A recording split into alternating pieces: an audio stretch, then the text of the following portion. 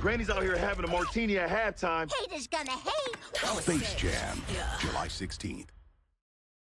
Alright, I'm gonna try to make this as quick as I can. So Space Jam 2, A New Legacy, just released, and it was some cringe. I think that's the best way to describe it. This is one of those movies that I've been hearing about for a long time. Feels like at least a decade now. I know they've been trying to do a Space Jam 2 since the original came out. It's been in development hell like forever. And I remember for the past maybe decade hearing about how LeBron James was attached to a Space Jam movie. And it's one of those movies that had a troubled production. There's a lot of stuff that happened behind the scenes that's just very questionable, very confusing. I remember reading an article about how LeBron James couldn't find any NBA stars that actually wanted to be in the movie with him. They had a director change at the last moment, and to my understanding, the director Malcolm D. Lee had little to no interest in the property of Space Jam. I mean, rightfully so, but the fact that we got a sequel at all is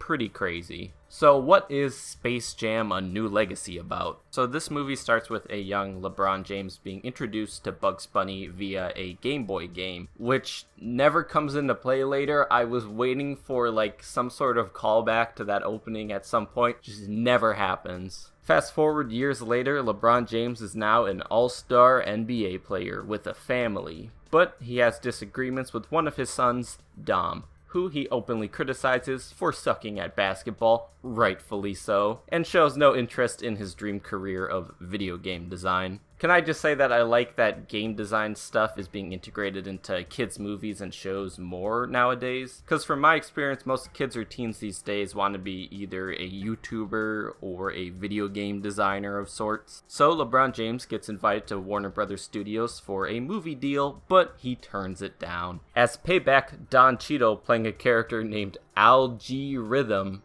and master of the serververse, don't ask, sucks LeBron and his son into this universe filled with WB intellectual properties and kidnaps his son in the process. And over the course of the movie, he convinces Dom that he's the better dad than LeBron James. All while LeBron James has to travel through the serververse and team up with the Looney Tunes in order to get his son back in a game of basketball. So this movie is coincidentally just Algorithm the movie. Everything in this movie just feels so like carefully calculated, like a computer did all the work. It's just completely lifeless. And not only is it shameless Warner Brothers product placement, but also Nike, Xbox, and tons of other ads. It's just one big commercial, which, to be fair, the original was too. But this one just seems even more blatant, like they cared even less somehow. There's lots of weird cameos in this that kids just won't get. There's references to Mad Max, Austin Powers, Casablanca, a Matrix reference in the year of our Lord 2021, Looney Tunes, you did not. Speaking of the Matrix scene, Granny is just the cool granny trope in this. It's stupid and just as outdated as any Matrix reference. There was some stuff I liked a bit early on. I mean, the first animated sequence with Bugs and LeBron James in Looneyland, or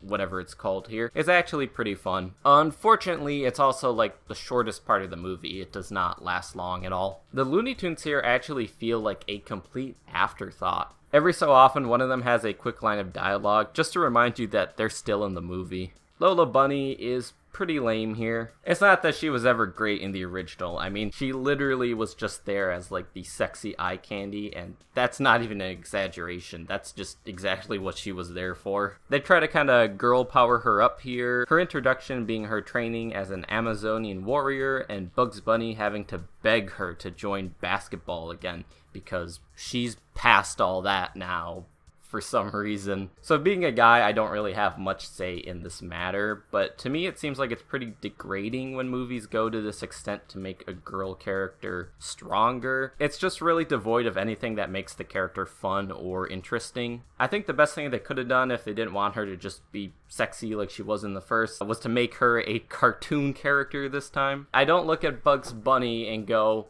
male traits. Those are male traits that Bugs Bunny has. Like, those are traits you could give to anyone regardless of gender. They could have given Lola like some sort of fun, toony personality, but to be fair, it's not like any of the other Looney Tunes are doing anything either, so who really cares? And I think we can all agree that the Looney Tunes show was the best iteration of Lola. Oh my gosh, you're never gonna believe this. There is a guy standing on the side of the road who looks just like you. I'm about to hit him.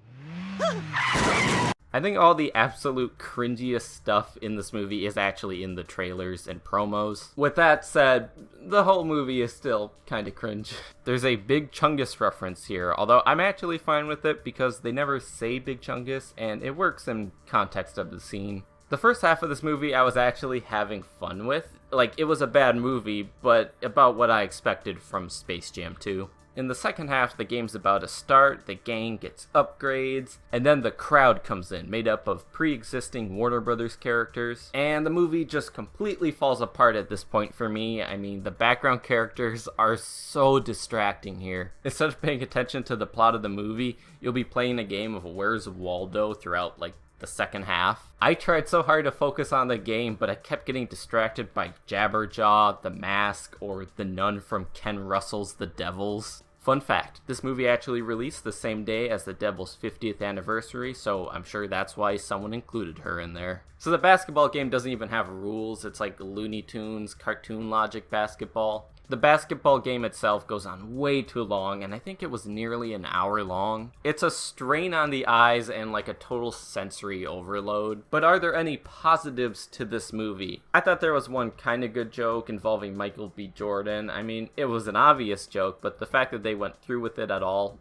was pretty funny to me. And Don Cheadle here for some reason feels fully committed, like for better or worse. I couldn't stop laughing at the end when he turned into Don C. Cheadle. Also forgot to mention the Kmart light bulb that follows him around. Also, both Scoob and this had a Minions-esque robot character that was just completely forgettable and not really marketed, which was weird. It's just becoming a weird trend at Warner Brothers, I guess. But overall, Space Jam 2 is just one of many recent terrible, soulless Warner Brothers kids films. I mean, we had Scoob, Tom and Jerry, and now this, like, all in a row. I thought we were starting to evolve past the terrible films from my childhood, but it seems like we're heading right back where we came from. Although, to be fair, I did at least enjoy the Scooby-Doo movies and Back in Action. I can't really say the same for their recent films. And maybe that's just nostalgia, I don't know. So this movie is probably a result of the AT&T merger, and hopefully now that they've left Warner Brothers, things will slightly improve. This movie is not worth anyone's time or money. Maybe your kids will like it, but then you just have to accept that you're helping reform them into a cog in the corporate machine. That's all I have to say on Space Jam 2 for now, so thank you for watching, and goodbye.